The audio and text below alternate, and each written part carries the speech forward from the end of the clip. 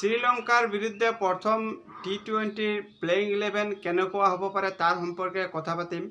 আৰু প্ৰথম মেচখনত ওপেনাৰ বেটসমেন হিচাপে যেহেতু দুজনেই আছে, শুভমান গিল আৰু য়াশস্বী জয়সৱাল, আৰু সেই দুজনেই ওপেনাৰ হিচাপে খেলিব। আৰু 3 নম্বৰত এজ এ উইকেট কিপাৰ বেটসমেন হিচাপে ঋষভ পান্ত খেলিব। আৰু 4 নম্বৰ অধিনায়ক সূৰ্যকুমাৰ যাদৱৰ জাগা পূৰ্বৰে পৰাই 4 নম্বৰত নিশ্চিত, আৰু গতিকে 1, 2, 3, 4 কোনো পৰিৱৰ্তন দেখা নাযাব। আৰু 5 নম্বৰ স্থানত সকলোতকৈ ৰিংকু সিঙে আগুৱাই থাকিব, কাৰণ ৰিংকু সিঙে বিগত দুটা বছৰত যিকেইটা মেচত চান্স পাইছে ভাৰতীয় দলৰ হৈ সেইকেইটা মেচত ভাল পাৰফৰ্ম দেখুৱাইছে ৰিংকু সিঙে। কিন্তু টিম কমিউনিকেশ্যনৰ কাৰণে দুৰ্ভাগ্যবশতঃ টি20 ৱৰ্ল্ড কাপত স্থান পোৱা নাছিল যদিও শ্ৰীলংকান সিৰিজত ৰিংকু সিঙে 5 নম্বৰ স্থানত খেলিব সেয়া নিশ্চিত। আৰু সেই সম্পৰ্কে অসম সন্তান ৰিয়ান পৰাগৰ কাৰণে কিছু অপেক্ষা কৰিব লাগিব। আৰু যদিহে প্ৰথম আৰু দ্বিতীয় মেচখনত ভাৰতীয় দলে জয়লাভ কৰি সিৰিজ জয় কৰে, তেনেহ'লে হয়তো অন্তিম মেচখনত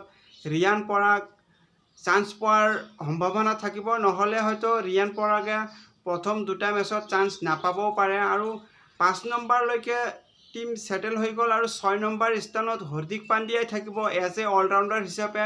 ইয়াতে শিৱম ডুবেৰ খেলাৰ সম্ভাৱনা অতি কম আছে, কাৰণ ফাষ্ট বলিং অলৰাউণ্ডাৰ হিচাপে ফাৰ্ষ্ট চইচ হাৰ্দিক পাণ্ডিয়াই হ'ব। শিৱম ডুবে হয়তো সময়ৰ অপেক্ষা কৰিব লাগিব। আৰু 7 নম্বৰ স্থানত অক্ষৰ পেটেল নিশ্চয়কৈ খেলিব, আৰু 8 নম্বৰ স্থানত ৱাশ্বিংটন সুন্দৰক খেলা যাব।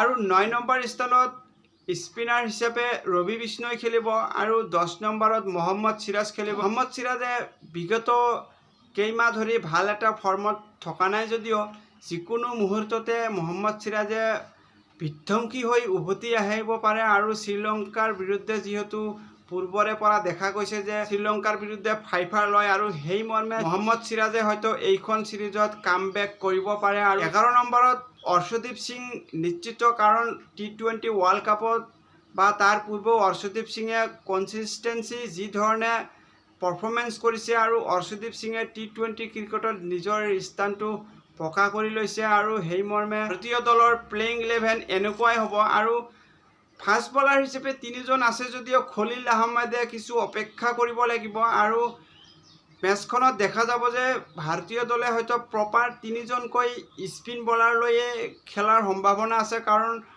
অক্ষৰ পেটেল আৰু ৱাশ্বিংটন সুন্দৰ এজ এ অলৰাউণ্ডাৰ হিচাপে খেলিব যদিও দুয়ো প্ৰপাৰ স্পিনাৰ হয়। আৰু তাৰ লগতে ৰবি বিষ্ণই ভাল এটা কমিউনিকেশ্যন ছেট হ'ব। আৰু শ্ৰীলংকান উইকেট হয় যিহেতু তাত সুইমিং কণ্ডিশ্যন দেখা নাযাব, আৰু স্পিন ফ্ৰেণ্ডলি উইকেট দেখা যোৱাৰ সম্ভাৱনা বেছি থাকিব। আৰু সেই মৰ্মে 3জনকৈ স্পিনাৰ খেলোৱাৰ সম্ভাৱনা বেছি আছে। অক্ষৰ পেটেল আৰু ৱাশ্বিংটন সুন্দৰ খেলাৰ লগে লগে বেটিং লাইনআপো কিছু দীঘলীয়া হ'ব। আৰু তেনে ক্ষেত্ৰত যদিহে কিবা কাৰণত বেটিং কোলেপছৰ সন্মুখীন হ'বলগীয়া হয়, তেনেহ'লে অক্ষৰ পেটেল আৰু ৱাশ্বিংটন সুন্দৰে পিছলৈ কিছু কণ্ট্ৰিবিউট কৰিব পাৰিব, যাৰ কাৰণে ভাৰতীয় টিম মেনেজমেণ্টে হয়তো প্লেইং 11 এনেদৰেই ছেট কৰাৰ সম্ভাৱনা বেছি থাকিব। আৰু এবাৰ ভাৰতীয় দলৰ সম্ভাৱিত প্লেইং 11 কৈ দিওঁ।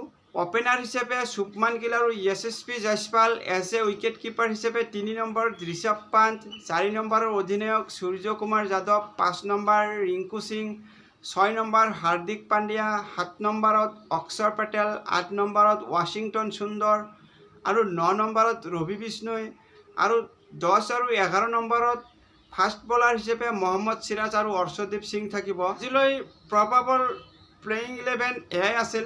ধন্যবাদ।